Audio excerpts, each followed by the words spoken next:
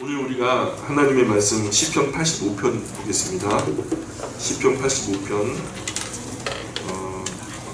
1절 2절 표제가 고라 자손의 시 인도자를 따라 부르는 노래라고 되어 있죠. 1절 2절 한번 같이 읽어보겠습니다. 시작.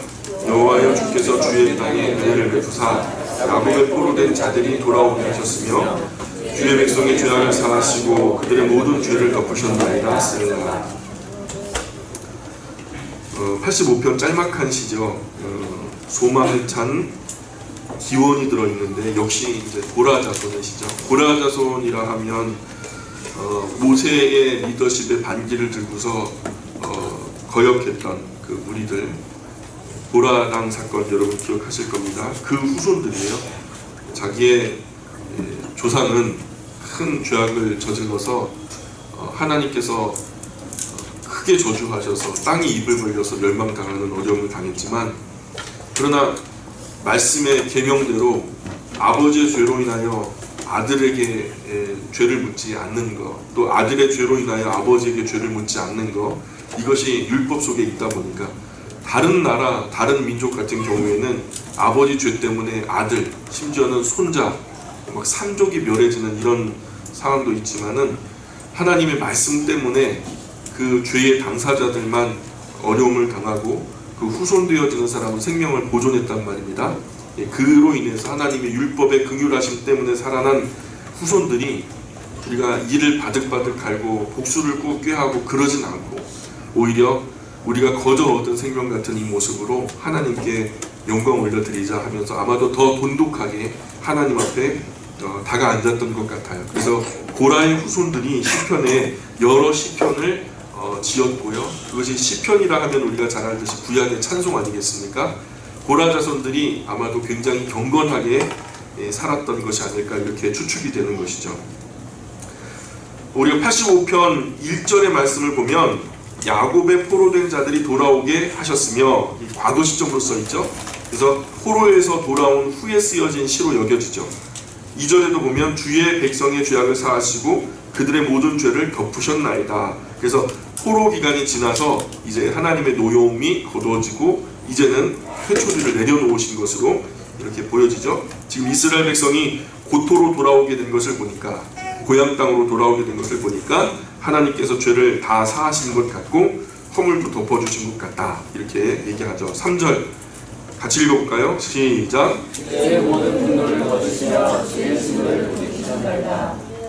그래서 이스라엘이 고향에 돌아온 것으로, 그런 이유로 이스라엘이 고향에 돌아온 것으로 여기는 거죠. 4절 보세요. 우리 구원의 하나님이 우리를 돌이키시고 우리에게 향하신 주의 분노를 거두소서. 주께서 우리에게 영원히 노하시며 대대 진노하시겠나이까. 그죠? 화도 잠깐 내면 몰라도 화를 계속 내시면 힘들다는 거예요.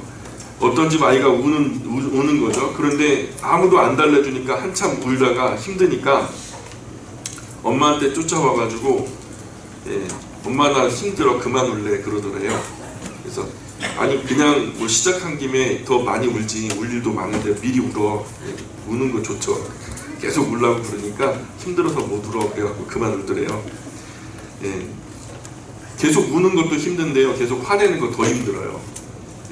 그러니까 여러분 웃고 즐기고 사랑하는 게 좋은 거죠. 자꾸 화내지 마시고, 그죠? 웃고 사랑하며 살기에도 짧은 인생인데 우리가 정말 행복하고 하나님이 주시는 그 기쁜 인생의 정말 백미들을 누리면서 살 수 있는 우리 영광의 모든 가족들이 되었으면 좋겠습니다. 6절 보실까요? 6절. 주께서 우리를 다시 살리사 주의 백성이 주를 기뻐하도록 하지 아니하시겠나이까. 여호와여 주의 인자하심을 우리에게 보이시며 주의 구원을 우리에게 주소서. 내가 하나님 여호와께서 하실 말씀을 들으리니 무릇 그의 백성 그의 성도들에게 화평을 말씀하실 것이라.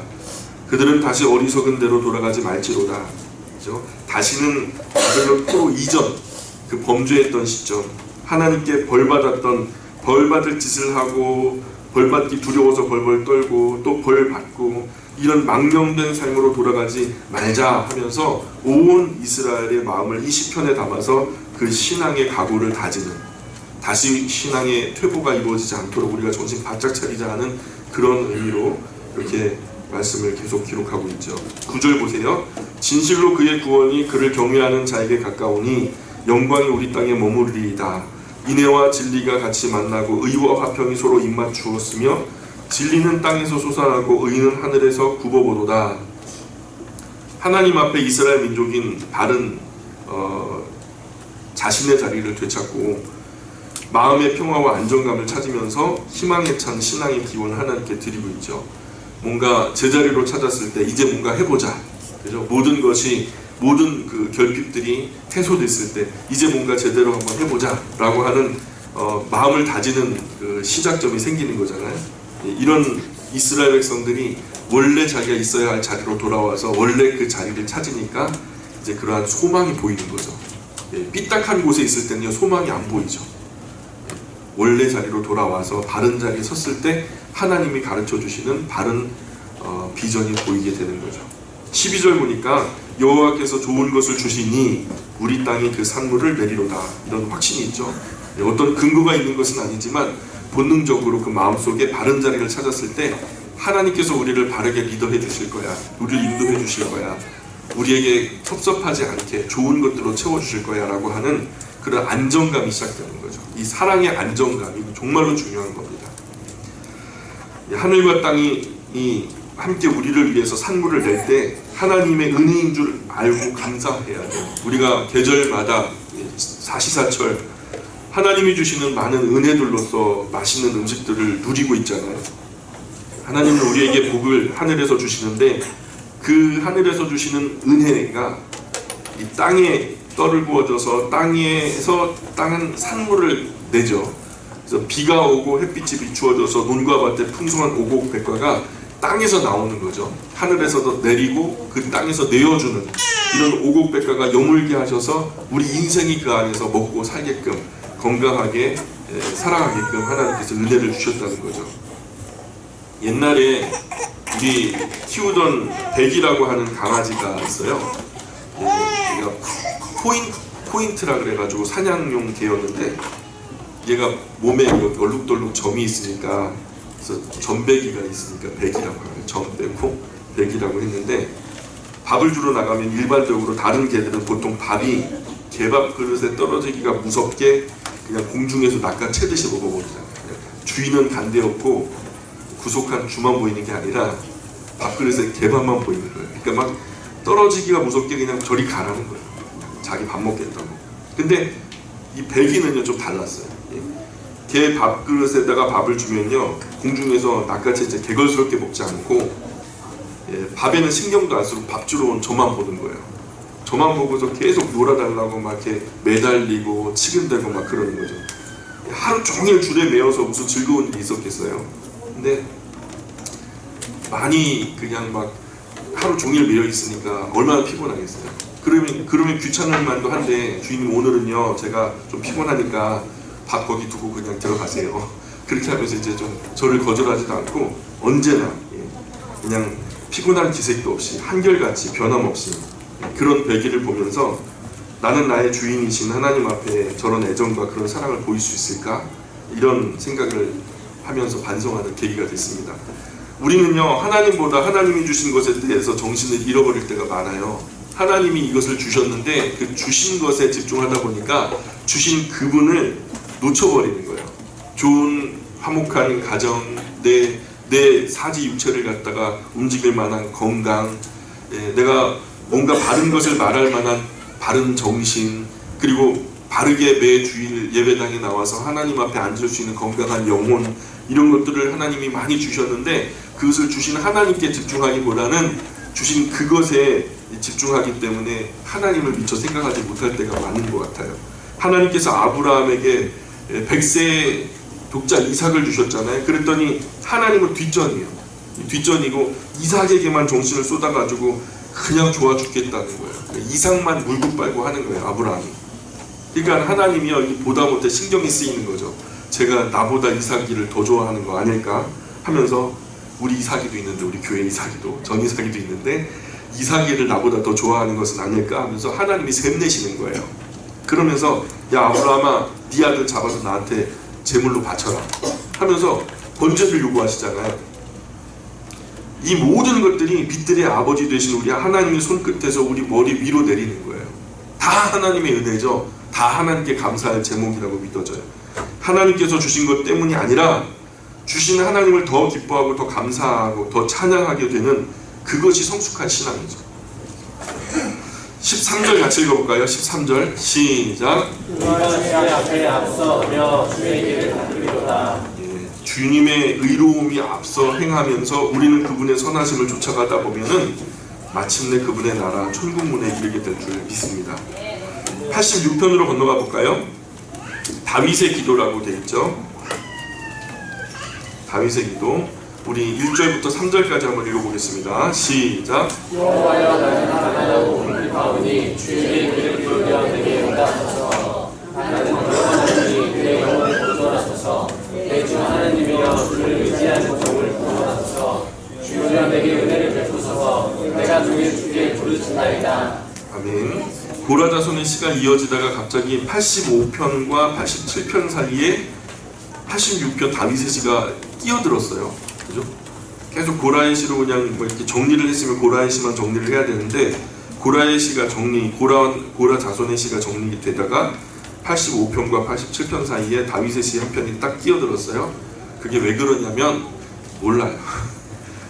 몰라요. 아무리 제가 생각을 하고 다른 각도로 봐도 특별한 이유를 못 찾겠어요. 여러분이 찾으시면 저한테 좀 가르쳐 주세요. 86편을 좀 뒤로 당겨서 밀어놓든 앞으로 이제 뭐 당겨놓든 해서 편집했으면은 좀 이렇게 구획이 맞았을 텐데 그게 중간에 하나 끼어진 모양으로 이렇게 편집되어 있으니까 조금 이상해요. 왜 의도가 있나 잘 모르겠는데 저는 아직 못 찾았어요. 86편의 내용은 다윗이 어떤 고난의 시절 어려움을 가난함 또는 궁핍함이라고 표현해요. 가난하고 이제 궁핍하다는 거 배고픈 거죠. 그래서 가난하고 궁핍하기 때문에 하나님께 고난 중에 부르짖는 거죠. 가난하고 궁핍하면 하나님 부르짖어요. 예. 세상 누구든 살다가 가난함과 궁핍함을 바라는 사람은 없을 거예요. 누가 가난하길 바래요? 누가 배고프길 바라겠습니까? 그러나 안타깝게도 거의 모든 사람들은 살아가다가 가난한 날, 궁핍한 날을 만나게 되죠. 그런 어려움의 시절에 우리가 어떻게 처신하느냐 하는 것이 그 사람이 어떤 사람인가를 말해주는 거죠. 평범한 날에는 그 사람이 어떤 사람인지 절대로 분간이 안 돼요. 평범한 날에는 그 사람이 어떤 사람인지 저 사람이 선한 사람인지 악한 사람인지 분간이 안 돼요. 근데 어려움의 시절을 지낼 때 그 사람이 어떻게 처신하느냐, 이것이 그 사람이 선한지 악한지 하나님 보실 때 바른지 그른지를 나타낼 수 있는 좋은 기준이 된다는 거죠.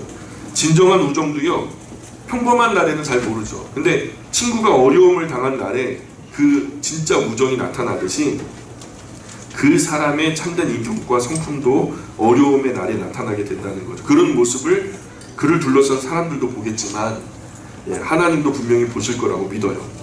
하나님은 친히 시험하지 않으세요. 성경도 그렇게 말씀하고 있어요. 하나님이 시험하시는 분이라고 착각하시면 안 돼요. 시험이라고 하는 것은요, 자연스럽게 생겨지는 현상이에요. 그런데 사람이 살면서 만나는 평범한 때보다 인생의 굴곡에서 그 사람을 평가하기가 수월하잖아요. 그런 것처럼 평범한 때는 별로 변별력이 없어요. 저 사람이 더 탁월한지 탁월하지 않은지, 누가 잘하는지 못하는지, 누가 착한지 악한지 그 경계를 그리기가 쉽지 않아요. 그러나 어려움의 날에는 그 신앙 인격과 그 성품 태도가 확실하게 구분되니까. 그래서 저는 더 나아가서 이런 어려움의 시절을 만날 때 옳고 바른 판단을 하는 것도, 그런 용기도 참 귀하지만 그 더 귀한 것은 이런 어려움의 날들이 인간의 삶 속에 분명히 있다고 한다면 그것을 대비하는 삶이 훨씬 더 지혜로운 삶이라고 저는 여겨져요. 내 인생에도 분명히 어려움이 있을 거야. 내 인생에도 가난할 수 있어. 내 인생에도 궁핍함이 있을 수 있어. 그래서 번 거 그대로 그 달에 다 써버리면은 뭐 다음 달 또 벌면 되지. 근데 건강이 언제나 여의치 않을 거라고, 우리가 여유가 있을 거라고 어떻게 장담이 되겠어요. 근데 조금 우리가 준비를 하는 그런 예비된 태도들이 있어야 되는데, 대비하는 거, 그게 훨씬 더 큰 지혜라고 생각돼요. 굳이 어려움의 날들이 와서 그것을 만나서 내가 선하다, 내가 바르다라는 것을 입증하기보다는요, 그런 어려움의 날들이 올 때까지 기다릴 것이 아니라 어려움의 날들이 오기 전에 성실하고 진실하게 살면서 또 근검절약하면서 어려움의 때를 잘 대비할 수 있다면, 그럴 때를 준비할 수 있다면 어려움의 날들이 안 어렵지는 않겠지만 훨씬 더 쉽고 수월하게 지나갈 수는 있을 거라고, 그런 삶이 또 지혜롭다라고 여겨지는 거죠. 우리나라에 20년 전에 1997년에 외환 위기가 왔어요. 신용불량자만 300만 명이 넘게 나왔어요. 그 큰 어려움의 때, 당시 그게 가장 큰 원인으로 봤던 게 뭐냐면 1인당 카드가 그때 당시 몇 개가 발급됐나, 보통 일반 사람들은 10개 이상 들고 다녔대요. 그런 때가 있었대요, 글쎄. 여러분 카드 지금 몇 개 들고 다니세요? 뭐 대답 안 하시겠죠? 그 아내분들이 모르는 그 비밀카드 그거 하나 말고, 그거 말고 다른 거. 보통 10개 넘는 사람 거의 없어요. 그때는요, 뭐 10개, 20개 그냥 뭐 신청하는 대로 다 나왔으니까. 지금은 내어주는 것도 좀 까다롭고 10개 가지고 계시는 분들 굉장히 드물더라고요. 그런데 정말 우리나라가 참 근검절약이나 경제교육이 전혀 이루어지지 않고 있어요. 지금도 젊은 세대에 워낙 풍요로운 시절을 지내다 보니까 다음 일을 생각하지 않는 젊은이들이 많아지고 있어요. 물론 평생 누려도 다 하지 못할 어떤 물질과 부를 쌓아놓고 더 가지려고 하는 것은 문제예요. 욕심내는 거. 내가 일평생 먹고 살 만큼 충분하고 내 후손에게도 어느 정도 이렇게 물려줄 만한 뭐 넉넉함을 준비하고, 근데 거기서 더 쌓으려고 한다면 이건 사실 욕심이죠. 근데 그것은 문제지만 앞날의 어려움과 위기를 생각하면서 어느 정도 대비는 해야 하는데 우리나라에 그런 교육이 부족한 것이 너무 안타깝다는 거죠. 우리 신앙의 가정들이 잘 교육해서 위기의 때를 최소화할 수 있는 지혜가 있기를 기도합니다. 우리와 우리 자녀들이 근검절약 정신을 잘 배워서 가난하고 궁핍한 날을 대비하면서 살아야 돼요. 대책이 없으면 안 되죠. 네. 위기의 날은 위험한 날도 되기도 하지만 또 기회가 되기도 한다는 거죠. 위기잖아요, 그죠? 위험한 날이 되기도 하지만 기회의 날도 될 수 있다는 거죠. 준비된 사람에게는 기회의 날이 될 거예요. 다 어려우니까 준비된 사람은요, 그때 치고 올라갈 것이고요. 준비 없는 사람에게는 큰 어려움의 날이 될 거예요. 이거 망하냐 마냐, 이거 기로에 설 거죠. 예. 영웅은 난세에 나온다는 말이 있잖아요. 그런데 잘 준비된 사람은 위기의 날에 빛을 더 발하게 되는 거죠. 우리 그리스도인들은 세상 살아갈 때 난세의 위기가 오면은 그것을 기회가 되게 할 수 있도록 항상 깨어서 준비하면서 살아가야 될 줄 믿습니다.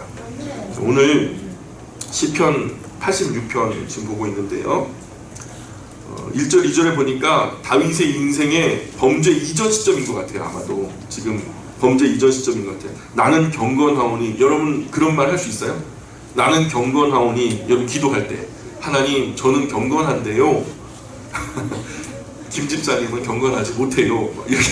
이렇게 기도할 수 있어요? 참 그게 쉽지 않아요. 아무나 할 수 없는 말이에요. 전혀 경건하지 않은 사람이 나는 경건하다라고 우길 수는 있을 거예요. 그러나 진짜 경건하게 살려고 평상시 경건에 최선의 노력을 기울인 사람이 아주 조심스럽게 이런 고백도 할 수 있을 것 같아요. 그러나 늘 경건한 삶을 노력하면서, 그러니까 늘 경건한 삶을 살려고 노력하며 살았던 다윗은요, 어려운 때 하나님께 손을 들어 기도하기에 부끄럽지 않은 삶을 살았던 거죠. 하나님이 아시잖아요. 제가 얼마나 경건한 노력을 기울이는지. 이런 평소에 부끄러운 삶을 살았다면 위기가 왔을 때 하나님 뵐 염치가 있겠어요? 내가 살았던 삶의 결과로 그렇게 내가 망가져 버렸다면 하나님 얼굴 뵐 염치가 있겠어요? 그냥 회개하고 앉았지. 근데 지금 여기서 어려움을 만났는데 다윗은 뭐래요? 하나님 나를 용서해 주세요. 이게 아니라 하나님 내가 경건합니다. 이렇게 말하는 거죠. 그런데 도움을 구한다는 것은 더 민망한 일 아니겠어요? 준비된 경건이 없이, 믿음도 없이, 신앙의 노력도 없이 살면 위기의 날에 그냥 추풍 낙엽처럼 그냥 다 져버리는 거죠. 자기의 행한 대로 갚아주시는 하나님이 우리가 살았던 삶의 결과로 우리가 누추하게 되는 거, 그거 어떻게 하겠어요? 3절에 보니까 주여 내게 은혜를 베푸소서, 내가 종일 주께 부르짖나이다. 주여 내 영혼이 주를 우러러 보오니 주여 내 영혼을 기쁘게 하소서. 주는 선하사 사죄하기를 즐거워하시며 주께 부르짖는 자에게 인자함이 후하심이니이다. 여호와여 나의 기도에 귀를 기울이시고 내가 간구하는 소리를 들으소서. 자, 어려움의 날이 와서 사방이 막혀요. 사방이 막혀요. 앞으로 가자니 앞에도 벽이 있고, 뒤로 가자니 뒤도 장애가 있어요. 오른쪽으로 가자니 오른쪽에도 큰 손해를 보겠고, 왼쪽으로 가자니 왼쪽으로 가니까 또 다치겠고, 사방이 막혀요. 근데 하늘은 열려 있잖아요, 그죠? 그러니까 기도는 할 수 있어요. 사면 초가의 상황에서도 기도는 할 수 있는 거죠. 어린 시절 가위에 눌렸던 경험이 있어요. 손가락도 꼼짝 못 하겠는데 기도는 할 수 있더라고요. 막 시커먼 것이 내 눈앞에 아른거리고 그러면서 막 가위가 눌리는데요. 무섭더라고요. 이게 어른들이 말하는 가위 눌림인가 보다. 그러면서 이제 막 큰 두려움이 임하고, 근데 두려움 속에 하나님, 나를 보고 계시면 나를 좀 붙들어 달라고, 하나님 좀 도와주세요, 저를 보호해 주세요, 좀 무서워요, 막 그랬거든요. 그랬더니 가위 눌림이 그냥 사라지면서 지금까지 그 비슷한 일도 없어요. 우리가 아무리 어려워도 마음으로는 기도할 수 있잖아요. 아멘입니까? 그 못하겠어요? 마음으로도 기도 못하겠어요? 막 기도하는 사람은 짜증나요. 우리 마음으로 기도하는 것은 그 누구도 막을 수가 없어요. 그 누구도 막을 수가 없어요. 여러분만 할 수 있는 거거든요. 그 문 하나는 끝까지 하나님께서 열어놓으세요.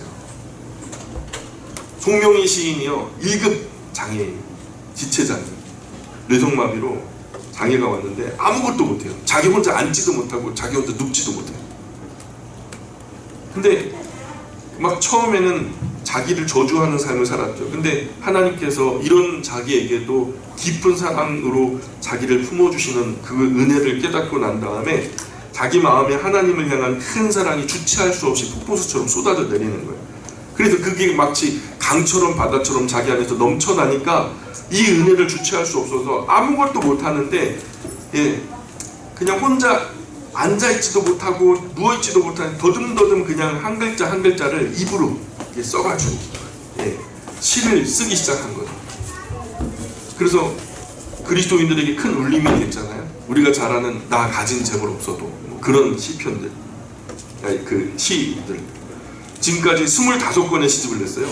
여러분 여기 이 자리에서 시집 한 권 쓰신 분 한 권도 못 쓰셨어요. 송명희 시인은요, 1급 장애를 가지고 25권의 시를 썼어요. 근데 그게 보통 80편 정도 엮이거든요. 근데 80편 정도 엮이면요, 장인어른이 지금 시인 하시고 있잖아요. 근데 시집 하나를 내려고 하면요, 10개 중에 하나, 100개 중에 하나를 골라요. 그럼 곱하기 10을 해야 돼요. 그러니까 80편으로 하나의 시집이 엮여진다면 보통 그 뒤에는 한 800편 정도의 시편이 있다는 거예요, 시가. 그러니까 그게 얼마나 정말 큰 작업이겠어요.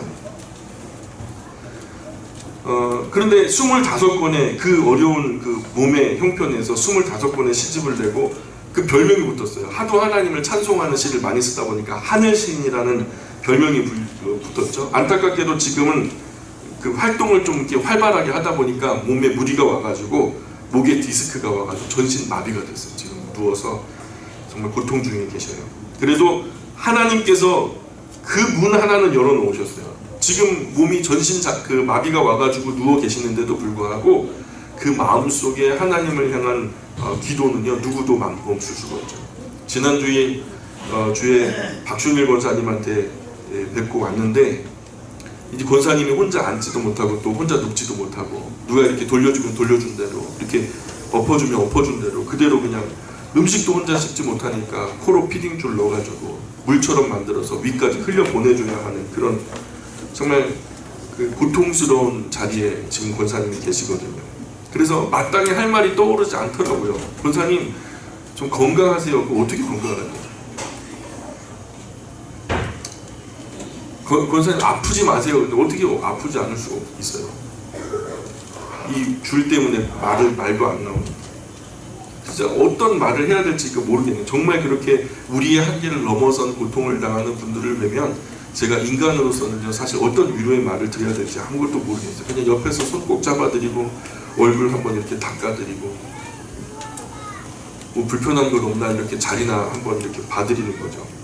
아무것도 안 되지만 속으로 기도하는 것은 되더라고요. 그래서 제가 밤에도 꿈에도 권사님 기도하셔요. 저도 권사님 위해서 기도할게요. 하나님, 내 영혼을 아버지께 의지합니다. 내 영혼 받아주세요. 주님, 내 손 놓지 마시고 세상 끝날까지 함께 해주세요. 그래서 계속 기도하시라고. 우리 인생이 아무리 어려운 날을 만나도 기도는 할 수 있는 거잖아요. 그죠? 다윗도 그랬던 것 같아요. 7절 볼까요? 나의 환난의 날에 내가 주께 부르짖으리니 주께서 내게 응답하시리이다. 주여, 신들 중에 주와 같은 자 없사오니 주의 행하심과 같은 일도 없나이다. 주여, 주께서 지으신 모든 민족이 와서 주의 앞에 경배하며 주의 이름의 영광을 돌리리이다. 무릇 주는 위대하사 기이한 일들을 행하시오니 주만이 하나님이시니이다. 여호와여, 주의 도를 내게 가르치소서. 내가 주의 진리에 행하오리니 일심으로 주의 이름을 경외하게 하소서. 우리가 기도할 때 이런 열린 마음이 있어야 됩니다. 하나님께서 내게 진리의 길을 가르치시면 저는 그 진리의 길로 행하겠습니다. 여러분, 우리가 옳은 길을 보여주셔도 그 길로 갈 마음이 없는 것이 문제예요. 여러분, 어떤 분이 그런 말 하더라고요. 내 머릿속에 있는 이미 배운 지식만으로도 충분히 구원받을 수 있다는 거예요. 내가 아는 만큼만 행동해도 천국 12번도 갈 수 있다는 거죠. 근데 문제는 뭐예요? 아는데 행동하지 못하는 거예요. 하나님, 옳은 길은 됐고요. 그냥 내 소원만 이루어주시면 되는 거거든요. 하나님, 다른 거 신경 쓰지 마시고요. 하나님 뜻대로 살라고 하는 것도 그거 됐고요. 그냥 옳은 길 그냥 아니까 이제 그만하시고 내 소원만 이루어주시고 그럼 고맙겠습니다. 이런 기도는요, 우상 숭배 같은 거예요. 교회를 다녀도 우상 섬기는 거죠. 그리스도인은요, 기본 정신이 모든 선택의 순간에 내 길을 버리고 주님의 길이 이기는 거예요. 모든 선택의 순간에 나의 욕심이 포기되어지고 하나님의 뜻이 이루어지는 거예요. 우리 주님 예수님께서도 그것을 몸소 실천하셨잖아요. 내 뜻은 이 피의 잔, 이 희생의 양으로서 비참하게 죽어가는 것이 고통스러워 나는 피하고 싶지만 정말 아버지의 뜻이 그것이라면 주의 뜻대로 되어진다 하면서 예수님께서 십자가를 허락하시잖아요. 12절 13절 볼까요? 다 같이 읽어볼게요. 12절 13절 시작. 나의 하나님이여, 내가 전심으로 주를 찬송하고 영원토록 주의 이름에 영광을 돌리오니 이는 내게 향하신 주의 인자하심이 크사 내 영혼을 깊은 수울에서 건지셨음이니이다. 아멘. 믿음도 체험도 간증도 다 어려움 이겨낼 때 생기는 거죠. 우리가 아무 부족함 없이, 아무 어려움 없이, 아무 가난함도 없이, 아무 궁핍함도 없이 참된 믿음을 바라는 것은 욕심이죠. 어려움이 있을 때 그게 나타나는 거예요. 그래서 골리앗이 없었다면 오늘 다윗이 있을 수 있었을까? 골리앗이 있었기 때문에 다윗이 그렇게 있게 된 것은 아닐까? 골리앗 같은 그런 큰 난국이 벌어지니까 믿음을 가진 자가 빛을 발하게 되더라는 거죠. 그러니 이거 성경 열심히 공부해서 어디 써먹나 이런 고민하거나 망설이지 마시고 평소 차분하게 성경 실력 잘 쌓으시면서 어려운 위기의 순간이 기회가 될 수 있도록 여러분 우리가 평소 실력을 키워야 돼요. 위기의 날이 오면 웬만한 허접한 신앙인들 이리 넘어가고 저리 다 자빠지고 하면서 다 그냥 신앙에서 그냥 막 침체되고 어려움 당하고 그럴 때 성경을 기초부터 평소에 차분하게 튼튼히 다져온 신앙인들은요, 믿음의 담력과 용기가 생겨가지고 어려움의 날이 와도요 삐딱한 생각 안 해요. 하나님 앞에서 바른 생각을 하죠. 이 교회는 어떤 교회가 있는데 예배당이 없는 거예요. 그래서 교회가 예배당이 없으니까 그래서 기도만 하다가 어렵더라도 조금씩 모아보자. 우리가 뭐 기도만 하다가 뭐 이렇게 끝날 수는 없지 않냐. 그래가지고 이제 통장 하나를 개설하고서 예배당 건축을 위해서 우리가 한번 마음을 모아보자. 그렇게 모으기 시작한 거예요. 그런데 그렇게 모으기가 얼마 지나지 않았는데 그 지역에 한 기업이 부도가 난 거예요. 지역에 기업이 부도가 나면서 그 땅값이 갑자기 헐값에 나왔어요. 근데 그때 모여진 그 작은 물질이 유용하게 쓰여져서 그 기업의 땅에 예배당을 지을 수 있게 된 거죠. 만약에 그런 작은 물질조차도 없었다면요, 그때도 그것은 누군가의 다른 이의 것이 되고 준비됨이 없이 그냥 또 기도만 하는 거죠. 행동 없는 기도는 의미가 없어요. 기업에게는 큰 위기가 망하는 이유가 되었지만요, 작게라도 착실하게 준비했던 교회에게는 그 위기가 기회가 된 거죠. 우리도 우리 앞에 다가올 위기의 날을 위해서 평소 착실하게 조금씩이라도 모을 수 있었으면 좋겠어요. 자꾸 땅집 말로만 하지 말고 조금씩이라도 모아놓으면 허황된 꿈이 아니라 어떤 실현 가능한 비전이 될 수 있을 거라고 저는 믿어요. 어느 장로님이요, 기도를 했어요. 30년 동안. 뭐를 위해서 기도했냐면, 하나님 복권 당첨되게 해달라고. 그러면 내가 예배당을 짓겠노라고. 그런데요, 30년 동안 하나님께 기도를 했는데 응답이 없다가 30년 만에 하나님께서 응답하셨다는 거예요. 뭐라고 응답하셨냐면, 김장로야 제발 복권 좀 사면서 기도해라. 그런 기도 제목이 응답이 왔다는 거죠. 작은 정성이라도 흩어버리면 의미 없는 물질이 되지만 모아놓으면 그게 큰 힘이 되더라고요. 어느 재테크 전문가가 푼돈 아껴서 일하는 돈 만들라고 조언하더라고요. 우리 삶에 크고 작은 일을 통해서 하나님의 이름이 영광돼야 됩니다. 단 한 터럭의 영광도 나의 것이 되게 하면 안 돼요. 다 하나님의 것이 되어야만 합니다. 그런 기본 정신이 있어야 돼요. 정치인들은 이름표 달기 명수죠. 다 자기가 해야 돼요. 자기가 하지 않은, 원래 의례적으로 그냥 시간이 되고 때가 되면은 그것이 지자체에 마땅히 오는 지원금인데도 불구하고 그거 플랜카드 걸어놓고서 자기가 몇억 원을 갖다가 또 이렇게 지원받아 왔다는 거예요. 자기 이름으로. 자기가 그냥 목숨 걸고 받아왔다는 거예요. 자초지종을 들여다보면 그 원래 오는 거예요. 다 지자체마다 다 들어가는 돈인데 그걸 지가 따왔다는 거예요. 하여튼 정치인들은요, 이름표 달기 명수예요, 명수. 자기가 하지도 않은 거 자기가 했다고 거짓말치는. 어느 신앙인이 피자집을 시작했어요. 근데 그 도시의 최고의 피자집을 하겠다고 그냥 비전을 가지고, 내가 그래도 하나님의 사람인데 좀 뭔가 뜻을 이루어야 되지 않겠냐 해가지고 피자집을 하는데 어마어마하게 투자를 한 거죠. 인테리어만요, 놀라지 마세요, 11억을 투자했대요. 인테리어만. 이게 어떤 모습인지 한번 구경하고 싶어요. 근데 오픈을 하니까 피자가 하루에 10판도 안 팔려요. 사람들이 생각하기를 저렇게 그냥 화려하게 인테리어를 해놓고 또 피자 값은 얼마나 비쌀까 해갖고 무서워서 못 가고요. 또 갔던 사람도 테이블 딱 가니까 직원들이 쫙 모여가지고 한 테이블에 막 5명씩 시중을 드니까 부담스러워서 못 가는 거예요. 그러니 나중에는 한 번 왔는데요, 2번은 못 오는 거죠. 그래서 이게 막 마이너스가 되고 유지비도 만만치 않고 난리가 나게 되니까 그분이 이제 자기 목사님한테 찾아가고, 목사님 이거 부도나게 생겼는데 이거 어떻게 하면 좋을까요? 하면서 이제 조언을 구하러 온 거죠. 근데 목사님이 뭘 알아요? 목사님이 목회나 했지 뭐 장사를 해봤어요? 뭘 해봤어요? 알자면 권사님이 더 잘하시죠? 막 그랬는데 이제 마땅히 얼굴 보고서 답이 안 나오니까 목사님이 이런 조언을 했대요. 어차피 망할 거. 권사님, 예수 믿는 사람은요, 망해도 좀 품위 있게 망해야 됩니다. 하나님의 이름에 욕이 안 들어가게 품위 있게 잘 망하도록 준비해 보세요. 그렇게 조언을 했대요. 처음에는 기분 나빴는데 권사님이 가만히 집에 돌아가 생각하니까 그것도 맞는 말이다 싶어서 그 권사님이 돌아가서 폐업 예배를 아주 그냥 성대하게 준비를 한 거예요. 그래가지고 마지막으로 피자 남은 재료 가지고 있는 대로 피자를 먹었고 모든 성도들 다 초대해가지고 성도님들 초대합니다. 우리 폐업 예배합니다. 그래갖고 온 교회가 그 피자집에서 폐업 예배를 함께 드리고 다 같이 피자 나눠갖고 신나게 같이 나눠 먹고 10년이 지난 지금도 지금 그 빚을 갚고 계시다고. 네. 그래도 하나님 영광 돌리면서 누구 하나 몇십만 원 덜 받았다. 저 업주 진짜 못된 사람이다. 이런 말 안 들어먹고요.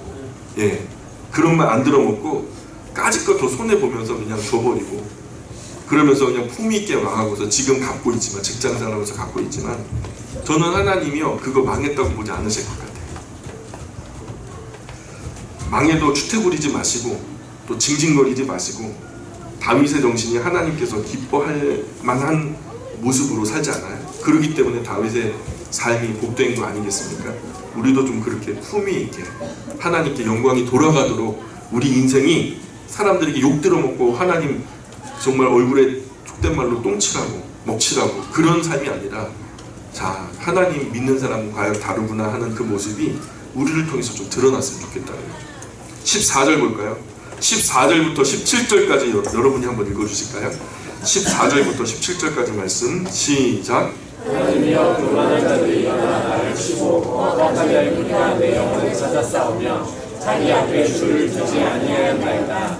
그러나 주여 주는 긍휼히 여기시며 은혜를 베푸시며 노하기를 포기하시며 인자와 진실이 풍성하신 하나님이시오니 내게로 돌이키사 내게 은혜를 베푸소서. 주의 종에게 힘을 주시고 주의 여종의 아내를 부르소서. 은총의 표적을 내게 보이소서. 그러면 나를 미워하는 그들이 보고 부끄러워하오니 여호와여 주는 나를 보고 미워하시는 이시니까. 아멘. 14절 후반에 보면은 자기 앞에 줄을 두지 아니하셨나이다 이렇게 말씀하는데, 자기 앞에 줄을 두지 않았다라는 건 교만한 사람들의 이야기를 지금 하고 있는 거거든요. 하나님이요 없다라고 여기는 삶을 사는 사람이에요. 하나님이 있기는 한데 없어, 보이지도 않는데 뭐. 그러니까 하나님이 없는 것처럼 사는 삶, 또 하나님이 없다고 여기는 삶, 모두가 교만한 사람들로 얘기되어지는 거죠. 17절 초반에 보면 은총의 표정을 내게 보이소서. 이 구절에서 뭐가 느껴지세요? 다윗이 상당히 오랫동안 어떤 어려움을 가지고 하나님 앞에 씨름하면서 기도해 왔다는 거죠. 그런데도 이렇다 할 표적이 안 보여요. 여러분만 그런 게 아니고 우리만 그런 게 아니고요, 다윗도 그랬다는 거예요. 어려움 때문에 우리가 기도를 하지만 하나님이 이걸 들어주시겠다, 이걸 해결해 주시겠다, 뭐 이런 어떤 응답이 여지가 보이지 않아요. 어떤 사인이 보이지 않는다는 거예요. 그게 우리만 그랬던 게 아니라 다윗도 그랬다는 거예요. 이상하게 여기지 마시기 바래요. 자, 그러면 나를 미워하는 그들이 보고 부끄러워하오리니 여호와여 주는 나를 돕고 위로하시는 이신이이다. 큰 어려움 앞에 다윗은 그것이 결론이라고 보지 않았어요. 또 하나님 앞에 저주받는 것으로 보지도 않았어요. 평소 하나님과 긴밀한 교제를 하면서 경건한 삶을 살기 위해서 노력해왔기 때문에 이 모든 것이 하나님의 도우심으로 극복될 수 있을 거라는 믿음이 있었던 거죠. 이런 믿음으로 나의 삶을 통해서 하나님 영광 받으실 것을 저는 압니다. 이 고통 속에서 아직 해결되지 않은 어려움 한가운데서 하나님이 이것을 해결해 주실 것이고, 또한 내가 그것을 기뻐하며 하나님께 영광 올려드릴 때 하나님 그 찬양과 영광을 받으실 겁니다. 당연히 그렇게 될 거거든요 하면서 확신 있는 어려움 속에서의 기도를 하나님께 올려드리고 있죠. 86편의 내용은 그런 내용입니다. 87편으로 건너가 볼까요? 고라 자손의 시 곧 노래. 또다시 고라 자손의 시로 넘어왔죠. 그의 터전이 성산, 성산이라고 하면은 시온 또는 예루살렘 산을 말하는 거죠. 성산에 있으며 여호와께서 야곱의 모든 것저보다 시온의 문들을 사랑하시는도다. 하나님의 성이여 너를 가리켜 영광스럽다 말하는도다 셀라. 나는 라합과 바벨론이 나를 아는 자 중에 있다 말하리라. 보라 블레셋과 두로와 구스여 이것들도 거기서 났다 하리로다. 여기서 말씀하는 라합은요, 우리가 잘 아는 여리고 기생 라합이 아니고요, 애굽 알죠? 애굽의 별명이에요. 애굽을 다른 말로 별칭으로 부를 때 라합이라고, 신화 이야기 속에서 바다 괴물이 등장하는데요, 그 바다 괴물의 이름이 라합이에요. 그 애굽을 부를 때 그 별칭으로 라합이라고 부르고 있어요. 애굽, 바벨론, 블레셋, 두로, 구스, 그 어떤 나라도 시온의 이름을 두신 여호와 하나님께로부터 나왔다는 거예요. 여러분, 세상의 모든 나라가 다 누구의 것이죠? 하나님 것이죠. 누구로부터 나왔죠? 하나님께로부터 나왔다라는 그 얘기를 그렇게 어렵게 한 거예요. 1절부터 4절까지. 5절 같이 읽어볼게요. 시온에 대하여 말하기를 이 사람 저 사람이 거기서 났다고 말하리니 지존자가 친히 시온을 세우리라 하는도다. 그죠? 온 만유와 만물이 근원 되시는 분, 주된 거처가 그 시온에 있다는 거죠. 만물을 창조하신 창조주께서 지금 거처를 어디에 두셨죠? 예루살렘에. 예루살렘 어디? 성전에. 하나님께서 온 우주 가운데 가장 위대하신 통치자, 주권주, 주관자, 그런 만왕의 왕이시고 만주의 주가 되시는, 만군의 주가 되시는 그분, 그 하나님이 오늘 이 세상 위에 거처를 주셨는데, 그 거처가 하나님이 자기의 발등상을 거기에다 드리우겠다라고 하셨던 그 보좌가 펼쳐진 곳이 바로 예루살렘이에요. 예루살렘 성전에. 그래서 우리 온 나라를 다스리던 왕은요, 어디에 자리를 깔았었죠? 우리나라 경복궁 근정전에, 거기 보좌에 딱 앉아가지고 나라를 통치했잖아요. 그래서 우리나라의 정치가 다 어디를 중심으로 이루어졌었죠? 경복궁을 중심으로 이루어졌던 거 아닙니까? 근데 그 왕보다 우리나라 조선 이씨 왕족보다 훨씬 더 탁월했던 왕, 수많은 왕들 중에 왕, 모든 주들 중에 주, 그분이 여호와 하나님이신데 그 하나님이 발을 들이오신 곳이 어디라고요? 예, 이스라엘에 있는 예루살렘이에요. 그래서 예루살렘, 우리가 왜 이스라엘의 신을 섬깁니까? 여러분, 그게 오해예요. 온 인류의 그 주관자 되시는 그분께서 이스라엘의 발을 들이우셨기 때문에 우리가 그 하나님을 찬송하면서 이스라엘의 이슈가 된 거죠. 그래서 그곳을 중요한 곳으로 여겼죠. 마찬가지로 온 지구 위 수많은 나라들, 수많은 왕들 중에 왕, 또 나라들 중에 지존자, 오직 예루살렘 시온에 거처를 두셨다는, 다른 곳에 거처를 두셨다는 얘기가 나오잖아요. 우리도 사실 뿌리는 하나님께로부터 나왔잖아요. 어떤 무식한 사람들이 기독교를 서양 종교라고 그냥 매도하면서 왜 동양 사람들이 서양 종교를 믿어야 됩니까? 서양 귀신을 왜 섬깁니까? 무식한 이야기를 하는 분들이 있는데, 이런 분들은 어떻게 해야 돼요? 잘 돌봐드려야 돼요. 예루살렘이 동양이에요. 서양이 아닙니다.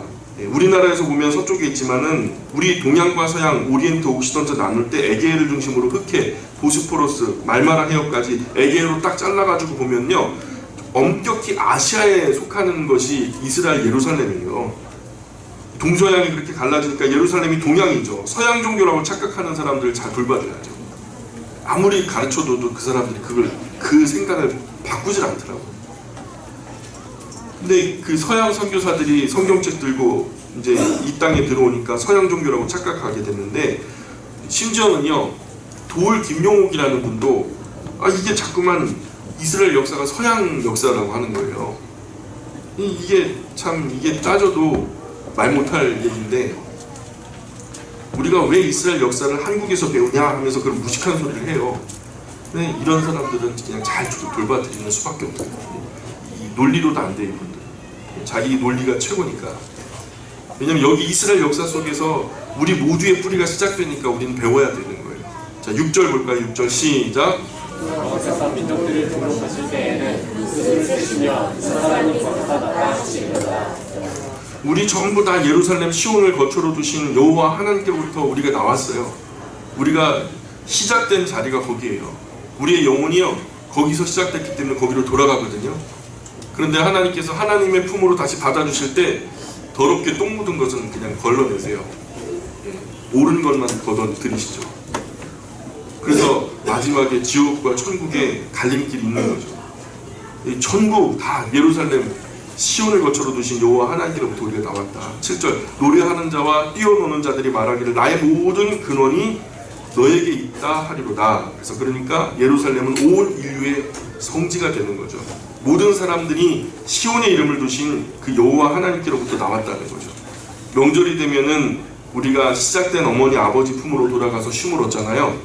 고향 땅으로 가가지고 부모님들 얼굴 뵈면서 한 해 어떻게 잘 지내셨는지, 몇 개월 동안 별거 없으셨는지.